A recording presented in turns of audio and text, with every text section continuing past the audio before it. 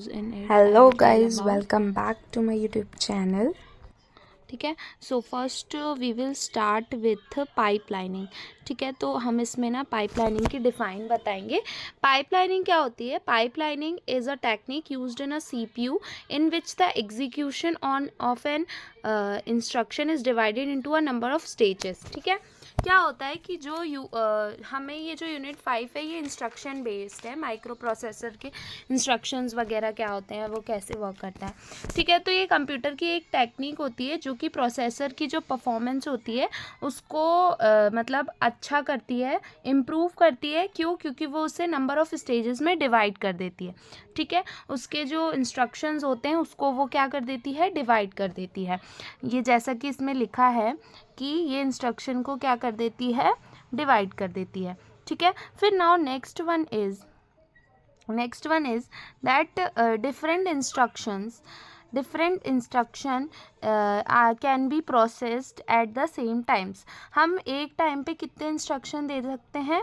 बहुत सारे इंस्ट्रक्शन हम एक टाइम पे परफॉर्म कर सकते हैं और उसको दे सकते हैं। ठीक है, with each instruction being in a different stage before pipelining mainly increase instruction throughput. ठीक है, इससे क्या होगा हमारा, हम जब इसको ऐसे देंगे एक साथ, हम पाइपलाइनिंग को मतलब इंस्ट्रक्शन देंगे तो हमारा क्या होगा? टाइम भी सेव होगा और नंबर ऑफ टास्क को हम परफॉर्म भी कर पाएंगे। ठीक है, so now move into the basic idea. So इसका जो बेसिक आइडिया है वो ये है कि think of pipelining like an assembly line और इन अ फैक्ट्री। ठीक है, हम क्या थिंक करेंगे? हम सोचेंगे कि जैसे एक असेंबली लाइन होती है ना फैक्ट्री में, हम वो हैं। ठीक है, one worker fetch the material another prepares it. ठीक है, एक पर्सन ने क्या किया? डेटा, जैसे हम यहाँ डेटा फेच करते हैं, एक पर्सन ने एक मटेरियल फेच किया जो कि किसने बनाया?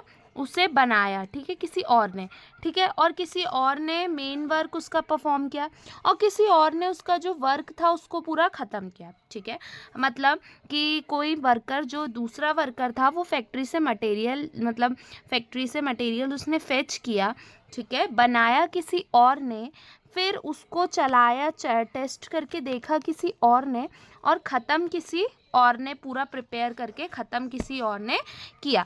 तो हमने क्या किया? इसको नंबर ऑफ स्टेजेस में डिवाइड कर दिया तो काम इजी हो गया। तो यही हमारी पाइपलाइनिंग बताती है हमें, यही होता है हमारा पाइपलाइनिंग में।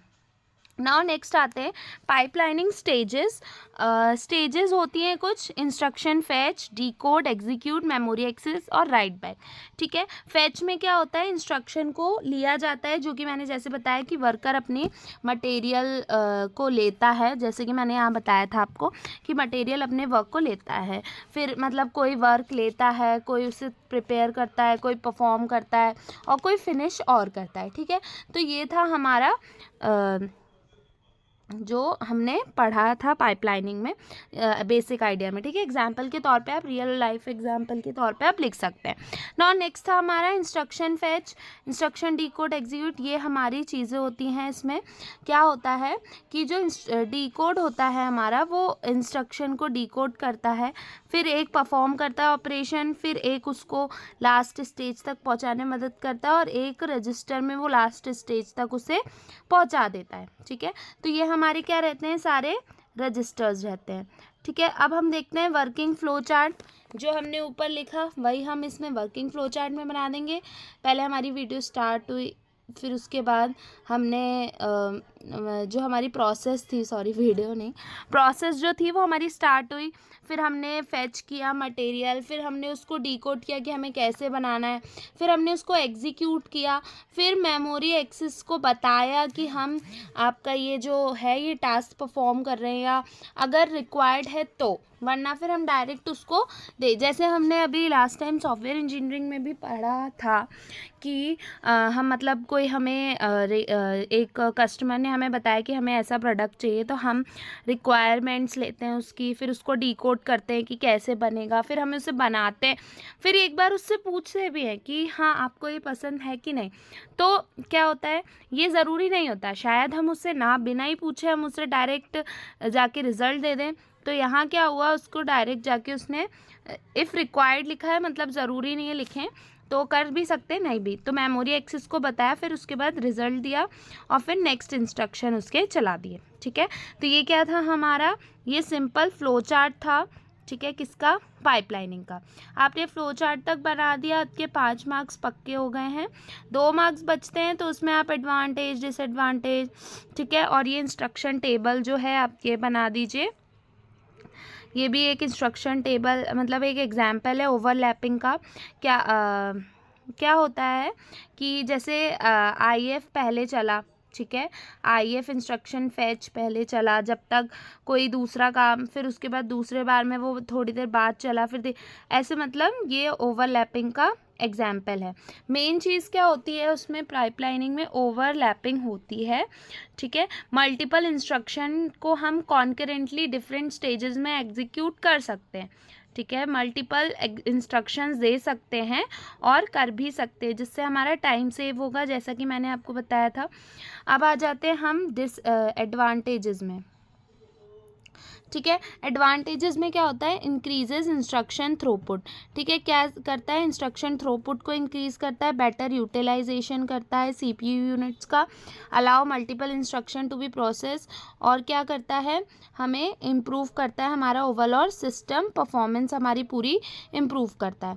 ठीक है, तो यही था हमारा एडवांटेज। और डिसएडवांटेज है, परफॉर्मेंस मतलब अफेक्ट हो सकती है, किस कारण, स्ट्रक्चरल हैज़ार्ड के कारण, हार्डवेयर रिसोर्स के कारण, डेटा हैज़ार्ड हो सकता है, कंट्रोल हैज़ार्ड हो सकता है। ठीक है, one instruction depends on another instruction, तो ये सब इसके क्या हो सकते हैं, डिसएडवांटेजेस। कंक्लूजन में लिखेंगे, pipelining is a important CPU technique that divides instruction execution into stages and overlap. ठीक है, क्या करता है ये, इंस्ट्रक्शन को डिवाइड करता है, मतलब, और फिर मल्टीपल इंस्ट्रक्शन को एक ही टाइम पे एग्जीक्यूट होने में हमारी हेल्प भी करता है। ठीक है, तो ये क्या, इससे क्या होता है, थ्रूपुट इम्प्रूव होता है, CPU परफॉर्मेंस इम्प्रूव होती है। Thank you for watching this video. Like, subscribe and comment. मैं RGBV कंटेंट लाने का पूरा ट्राई कर रही हूँ। का यूनिट 5 में LRU, RISC और CISC। तो LRU क्या होता है, हमारा लीस्ट रिसेंटली यूज जो पेज रिप्लेसमेंट होता है वो होता है LRU। ठीक है, ये एक टेक्निक होती है जो कि कैश मेमोरी में होती है और पेज रिप्लेसमेंट में होती है। ठीक है, ये एक टेक्निक होती है, जो सबसे कम बार जो पेज यूज़ हुआ होता है उसको हम कहते हैं लीस्ट recently used.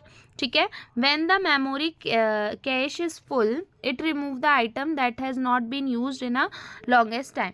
ठीक है, जो बहुत समय से, जैसे हम कुछ चीज़ होती है हम बहुत समय से यूज़ नहीं करते हैं, तो क्या करते हैं, हम उसे फेंक देते हैं। तो यही है कि जो सबसे कम जो यूज़ हुआ है आइटम, उसको वो क्या कर देता है, रिमूव कर देता है। ठीक है, यही था हमारा लीस्ट रिसेंटली यूज का कॉन्सेप्ट। ठीक है, इजी एग्जांपल के लिए, suppose the cash contains ABC and the recent use order is ACB। ठीक है, क्या है, अब हम ABC एक चीज़ है जो हम यूज़ कर रहे हैं, हमने क्या सबसे ज़्यादा यूज़ किया, पहले A को बुलाया, फिर C, फिर B। ठीक है, ये आइटम हमने इस सीक्वेंस में यूज़ किया। If a new item D arrives, अब क्या हुआ, एक नया आइटम आया, कौन सा, D। A is remove. ठीक है, A हमें हटाना पड़ेगा, क्यों हटाना पड़ेगा, A हमें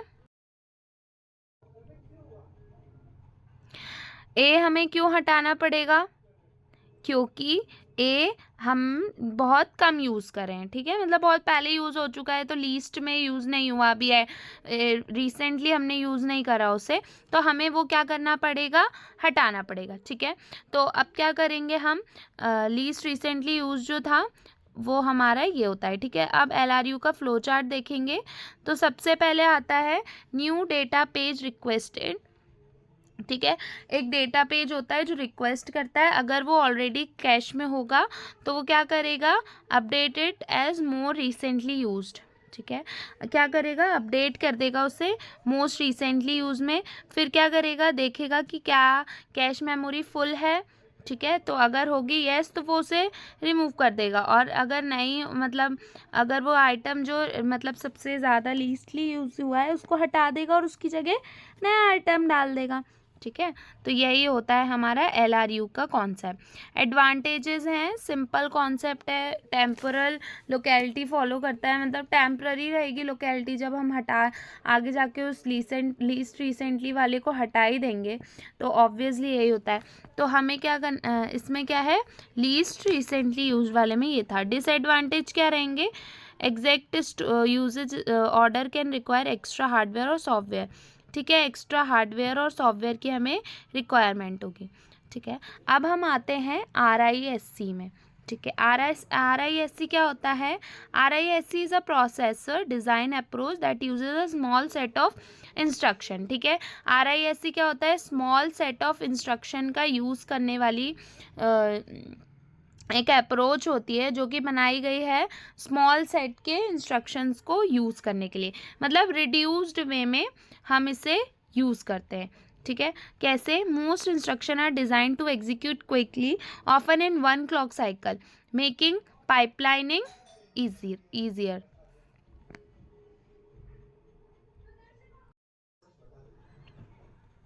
ठीक है। अब हम क्या करेंगे, इसका फ्लो चार्ट देखेंगे क्या होता है। फ्लो चार्ट होता है instruction memory, instruction fetch, large register set, ALU और डेटा मेमोरी, ठीक है। ये हमारे क्या होते हैं RISC के फ्लो चार्ट होता है, एक बेसिक डायग्राम भी बोल सकते हैं ऑर्गेनाइज्ड वे में, तो हम इसे एग्ज़ाम में बना सकते हैं। फिर मेन फीचर क्या होता है इसका, ये एक स्मॉल सिंपल इंस्ट्रक्शन सेट होता है, इसकी फिक्स लेंथ होती है, एड्रेसिंग मोड, मतलब आप इसे थोड़ा सा बढ़ा के भी लिख सकते हैं, ठीक है। इसमें एडवांटेज और डिसएडवांटेज नहीं है, एडवांटेजेस ही हैं, तो ये मतलब अच्छी चीज़ है कि एडवांटेजेस ही हैं इसमें, मतलब for better performance I think इसे यूज़ किया जाता है, ठीक है। फिर नेक्स्ट आता है हमारा CISC प्रोसेसर जो होता है वो एक large and powerful instruction set होता है।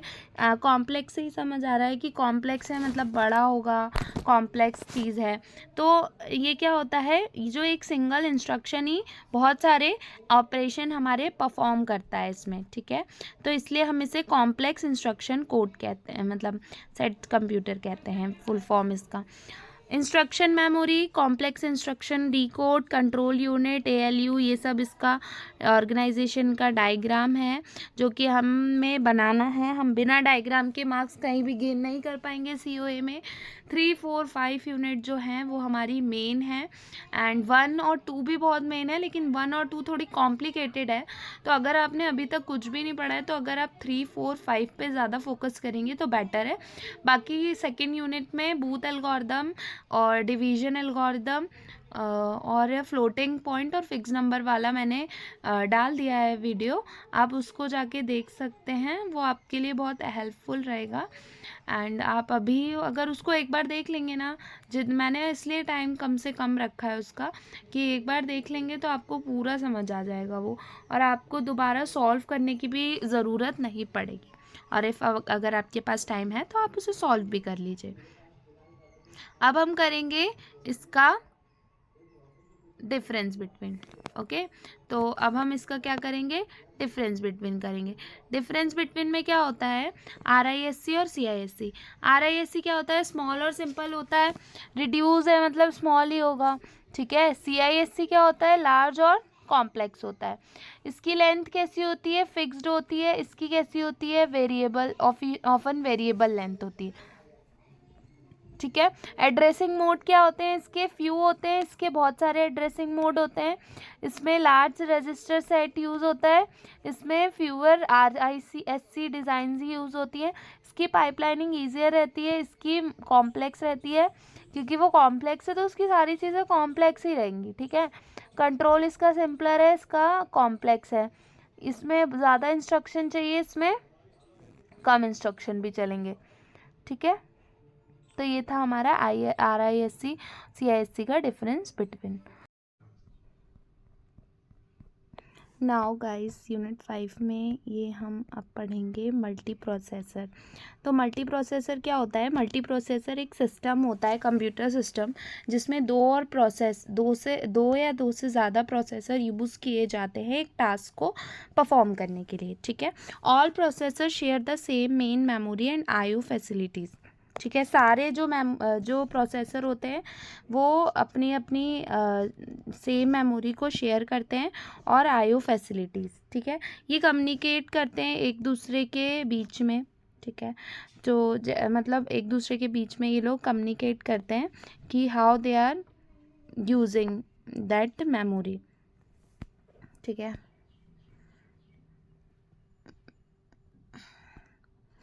ये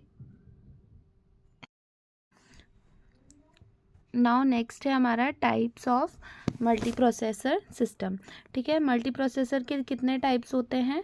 2 टाइप्स होते हैं। कितने टाइप्स होते हैं मल्टी प्रोसेसर के? 2 टाइप्स। सबसे पहला होता है सिमेट्रिकल मल्टी प्रोसेसिंग, सेकेंड होता है असिमेट्रिकल, ठीक है। सिमेट्रिकल मल्टी प्रोसेसर क्या होता है? सिमेट्रिकल मल्टी प्रोसेसर में होता है कि हमारा जो प्रोसेसर होता है, जो सारे प्रोसेसर होते हैं वो इक्वल होते हैं, ठीक है। और वो क्या कर रहे होते हैं? सेम मेमोरी शेयर कर रहे होते हैं एक सिंगल ऑपरेटिंग सिस्टम के अंडर, ठीक है। किसके अंडर?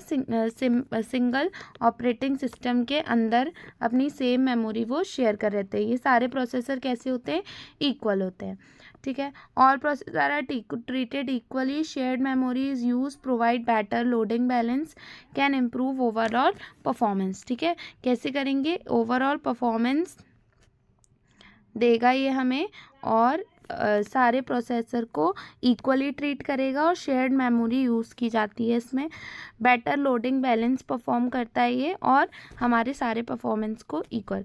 इजी ट्रिक है, एसएमपी सिमेट्रिकल मल्टी प्रोसेसिंग में हमें याद रखना है कि सारे प्रोसेसर जो होते हैं वो इक्वल टास्क परफॉर्म करते हैं, ठीक है। कैसे टास्क परफॉर्म करते हैं? इक्वल। नाउ नेक्स्ट आता है asymmetric multi processing.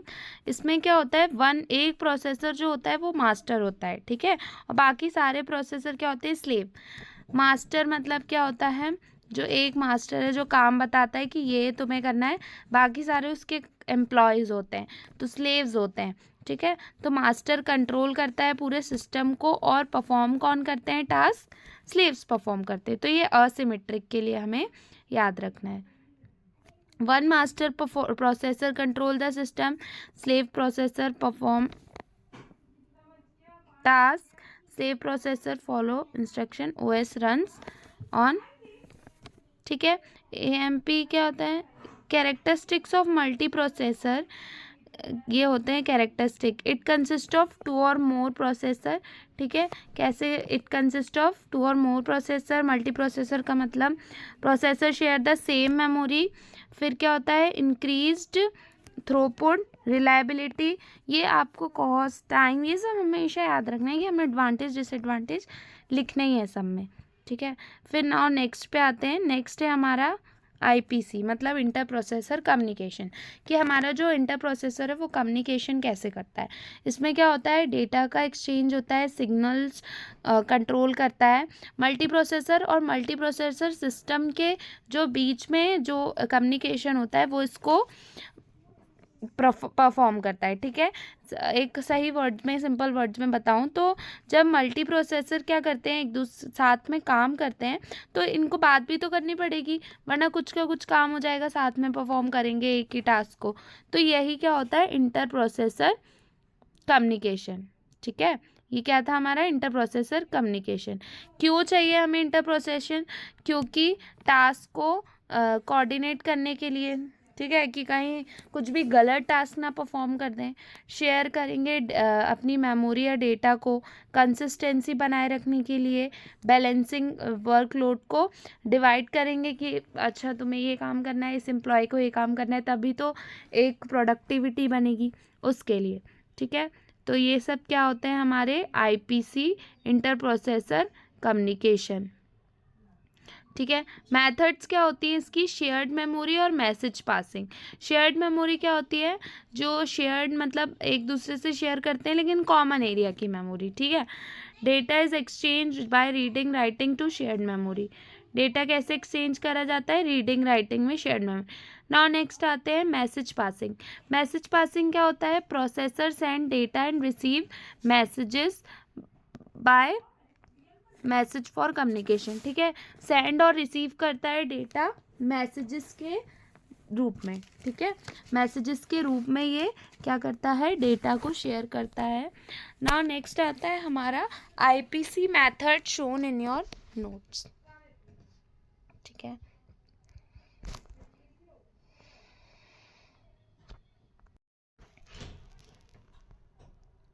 IPC methods किस लिए परफॉर्म होती है,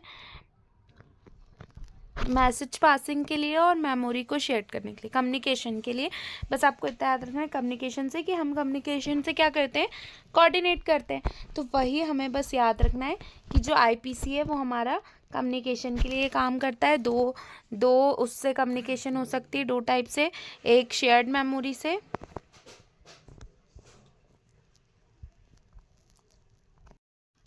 नेक्स्ट आते हैं inter processor synchronization. Inter processor synchronization क्या होता है, कोऑर्डिनेट करता है मल्टी प्रोसेसर के साथ, बहुत सारे प्रोसेसर्स के साथ कोऑर्डिनेट करता है, क्योंकि हमें क्या करना रहता है, करेक्ट ऑर्डर में हमें डेटा भेजना रहता है। अगर वो करेक्ट ऑर्डर में नहीं जाएगा तो क्या होगा, मतलब ये तो डेटा गलत चला जाएगा। तो इसलिए हमें क्या होता है, सिंक्रोनाइजेशन करना पड़ता है, एक लाइन से डेटा जाए और वो टाइम टू टाइम कोऑर्डिनेट करता रहे प्रोसेसर्स के साथ। ठीक है, इन सिंपल वर्ड, हम सिंपल वर्ड में देखते हैं क्या होता है, when 2 or more processor works together they must be synchronized properly to avoid conflict। ठीक है, कुछ भी कॉन्फ्लिक्ट आए उससे अच्छा है कि भाई आप बात कर लो एक बार और डिस्कस कर लो। ठीक है, कैसे, जैसे अगर आप कोई मास्टर ने आपको टास्क दिया, ठीक है, आपके बॉस ने आपको टास्क दिया एम्प्लॉय को, तो वो क्या करेगा कि अगर वो अपने मन से कुछ भी परफॉर्म कर देगा तो क्या होगा कि कुछ भी बन सकता है और लास्ट में अगर बॉस को पसंद नहीं आए तो। इसीलिए इंटर प्रोसेसर सिंक्रोनाइजेशन यूज़ होता है कि जो मतलब डेटा है वो करेक्टली हमारा भेजा जाए। ठीक है, जो मल्टीपल प्रोसेसर हमारे नीचे भी कुछ एम्प्लॉय प्रोजेक्ट मैनेजर है वो काम कर रहा है, उससे भी ऊपर कोई है, और जो नीचे अंडर में एम्प्लॉय है वो अगर बात ही नहीं करेंगे एक दूसरे से, या प्रोजेक्ट मैनेजर कुछ नहीं बताएगा, तो कोऑर्डिनेशन से क्या होगा, प्रोजेक्ट बिगड़ जाएगा। तो इसलिए यही है कि हमें कोऑर्डिनेशन रखना है, यही हमारा आईपीएस में होता है। फिर उसके बाद नेक्स्ट है, क्या क्या चाहिए रहता है आईपीएस में, कोऑर्डिनेटिंग चाहिए रहता है। ठीक है, मेंटेनिंग डेटा कंसिस्टेंसी, ठीक है, कंसिस्टेंसी होनी चाहिए, रेस कंडीशन, डेडलॉक्स और डेटा कॉन्फ्लिक्ट को अवॉइड करना पड़ता है। ठीक है, तो यही इसका फ्लो चार्ट बना है, ये आप एग्जाम में बना सकते हैं। नाउ नेक्स्ट आते हैं इंटर प्रोसेसर आर्बिट्रेशन। ठीक है, आर्बिट्रेशन, इंटर प्रोसेसर आर्बिट्रेशन क्या होता है, सेवरल प्रोसेसर को जो बहुत सारे प्रोसेसर होते हैं वो सेम क्या करते हैं, रिसोर्स को शेयर करते हैं कभी कभी। तो क्या होता है, ये आर्बिट्रेशन डिसाइड करता है कि सबसे पहले कौन सा प्रोसेसर या कौन सा रिसोर्स के पास जाएगा प्रोसेसर के पास।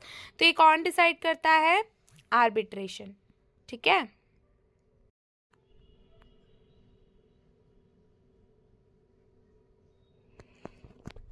मेथड्स क्या होते हैं आर्बिट्रेशन के, फिक्स प्रायोरिटी रहती है, राउंड रॉबिन यूज़ होता है, डायनेमिक प्रायोरिटी रहती है, डेजी चेन। ठीक है, ईच प्रोसेस, सब सारे प्रोसेसर के पास क्या होती है, फिक्स्ड रैंक होती है। ठीक है, राउंड रॉबिन सर्कुलर वाला यूज़ होता है, 1 बाय 1 जाता है, जैसे कि फेयर, मतलब सबके पास सेम फेयर वे में जाता है कि अगर इतने टाइम के लिए एक प्रोसेसर ले रहा है तो नेक्स्ट प्रोसेसर भी उतने ही टाइम के लिए, क्वांटम ऑफ टाइम में जाता है। ठीक है, प्रायोरिटी वाइज जाता है कि हर उसको मतलब वेटिंग टाइम सबको इक्वल दिया जाता है, और डेजी चेन मतलब एक दूसरे से कनेक्टेड रहता है हमेशा। ठीक है, इसके इम्पोर्टेंस क्या है, इम्पॉर्टेंस है, avoids conflict when processor want the same resource. अब किसी प्रोसेसर को उसी टाइम चाहिए रिसोर्स, दूसरे को भी उसी टाइम चाहिए, तो क्या करेगा, इससे इससे क्या है, कॉन्फ्लिक्ट्स नहीं हो पाते, कि मतलब टकराव नहीं हो पाते कि नहीं इसको दूँ कि इसको दूँ। क्वांटम ऑफ टाइम दिया रहता है तो हमें पता है कि इसको अब इतने में, तो हमें इतनी देर वेट करना पड़ेगा। ठीक है, जैसे कि एक इंटरव्यू हुआ, उसमें ना टाइम रहता है, जैसे 1 आवर का टाइम है, तो 1 आवर का टाइम अगर हमें मिल रहा है तो नेक्स्ट जो परफॉर्मर है उसको भी 1 आवर का ही टाइम मिलेगा। ये नहीं कि मुझे 1.5 का मिला उसे 1 का, नहीं, इक्वल टाइम मिलेगा, इससे कॉन्फ्लिक्ट्स नहीं होंगे इसलिए। ठीक है, सिस्टम कैसा रहेगा, स्टेबल रहेगा और स्मूथ रहेगा, स्मूथली चलता रहेगा, क्योंकि सारी चीज़ जब कुछ कॉन्फ्लिक्ट ही नहीं है, जब कुछ उसका डिफेक्ट ही नहीं है, तो सिस्टम कैसे चलेगा, काम से अच्छा चलेगा। ठीक है, और डेटा करप्शन को प्रिवेंट करता है, जो ओवरलैपिंग की वजह से होती है उसको। नाउ नेक्स्ट आती है हमारी फ्लाइंस टेक्सोनॉमी। फ्लाइंस टेक्सोनॉमी क्या होती है, कंप्यूटर आर्किटेक्चर को नंबर ऑफ इंस्ट्रक्शंस में बांटा गया है। ठीक है, नंबर ऑफ इंस्ट्रक्शन में अगर कंप्यूटर आर्किटेक्चर को बोला गया है कि बताइए, तो हमें क्या बतानी है, फ्लाइंग्स टेक्सोनॉमी ही एक्सप्लेन करनी है, जो कि होती है SISD, SIMD, MISD और MIMD। ठीक है, सबसे पहले देखते हैं हम SISD, single instruction single data.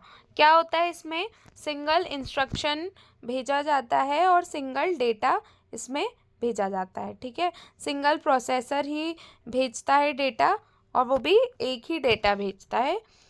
Now SIMD क्या होता है, सिंगल इंस्ट्रक्शन बट बहुत सारा डेटा एक साथ भेजा जा सकता है उसमें। ठीक है, सिंगल इंस्ट्रक्शन में। SIMD में था वो। MISD में क्या होता है, बहुत सारे इंस्ट्रक्शन भेज सकते हैं पर डेटा स्ट्रीम क्या रहेगी, एक ही रहेगी। ठीक है, डेटा कैसा रहेगा, एक ही रहेगा, लेकिन हम इंस्ट्रक्शन बहुत सारे भेज सकते हैं। MIMD में क्या होता है, मल्टीपल इंस्ट्रक्शन भी भेज सकते हैं और डेटा भी बहुत सारा भेज सकते हैं। तो ये था। अब क्या, ये हमारी एक टेबल है कि SISD, SIMD, MISD, इसमें हम कंटेंट थोड़ा कम था, पर अगर आता है तो आप फ्लो चार्ट वगैरह उसका बना सकते हैं कि कैसे डेटा जाता है, एग्जाम्पल वगैरह ले सकते हैं। नेक्स्ट आता है एरे प्रोसेसिंग। एरे प्रोसेसिंग क्या होता है, एरे प्रोसेसिंग जो होता है कंप्यूटेशन, लार्ज एरे डेटा को फॉर्म करता है पैरेलल प्रोसेसिंग में, जहाँ पर बहुत सारे ऑपरेशंस होते हैं वो करे जा सकते हैं और वो टाइम भी बचाते हैं। ठीक है, साइंटिफिक कंप्यूटिंग यूज़ करता है ये, डेटा एनालिसिस और सिग्नल प्रोसेसिंग यूज़ करता है। ठीक है, तो ये हमारा था एरे प्रोसेसिंग। टाइप्स क्या होते हैं एरे प्रोसेसिंग के, एरे प्रोसेसिंग के टाइप्स देखेंगे। अटैच्ड एरे प्रोसेसर, ठीक है, क्या करेगा वो, एरे प्रोसेसर टाइप्स होता है, और एक SIMD होता है। ठीक है, सिंगल इंस्ट्रक्शन मल्टीपल डेटा। ठीक है, ठीक है, सिंगल इंस्ट्रक्शन से मल्टीपल डेटा ऑर्गेनाइजेशन का हम यूज़ कर सकते हैं SIMD में। नाउ नेक्स्ट है वेक्टर प्रोसेसिंग। वेक्टर प्रोसेसिंग क्या रहता है, सेम ऑपरेशन को हम मल्टीपल डेटा एलिमेंट्स के थ्रू परफॉर्म कर सकते हैं। ठीक है, जैसे कि मतलब बहुत सारी जो प्रॉब्लम्स होती हैं, वेक्टर तो हमने पढ़ा है मैथ्स में, तो उसमें क्या होता है कि जो बहुत सारे कंप्यूटेशंस होते हैं उसको हम वेक्टर या मैट्रिक्स के फॉर्म में परफॉर्म करके इजी वे में उसे परफॉर्म कर सकते हैं एक साथ। ठीक है, ज़रूरी नहीं है कि हमें बार बार इनपुट देना है, बार बार आउटपुट देना है, हम एक साथ ही एक जो वेक्टर रहती है उस फॉर्म में, मैट्रिक्स के फॉर्म में उसे लिख देंगे और लास्ट में उसका टास्क बता देंगे कि उसे क्या करना है। जैसे कि एग्जाम्पल में AB लिया है और हमने टास्क बता दिया कि उसे A+B करना है, तो उसने टास्क बता दिया है। एप्लीकेशन क्या होते हैं वेक्टर प्रोसेसिंग के, पेट्रोलियम एक्सप्लोरेशन, मेडिकल डायग्नोसिस,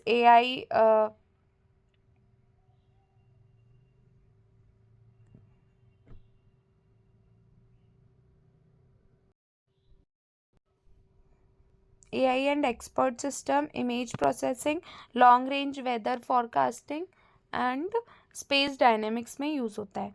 अब हम डिफरेंस बिटवीन देख लेते हैं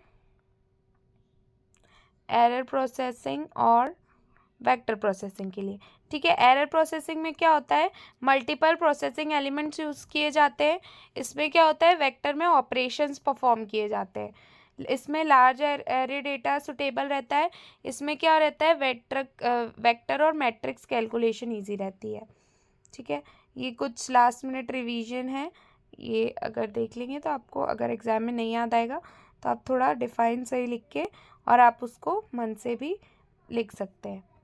ठीक है, बाकी यूनिट्स की भी वन शॉट में बनाने का ट्राई करूँगी कि तो रात तक आपके पास वो भी आ जाएंगी, जिससे आप एक बार वन शॉट ज़रूर देख लीजिएगा और इसको रिवाइज करने के तौर पे आप देख सकते हैं। Thank you so much for watching my video. Have a good day and all the best for your examinations.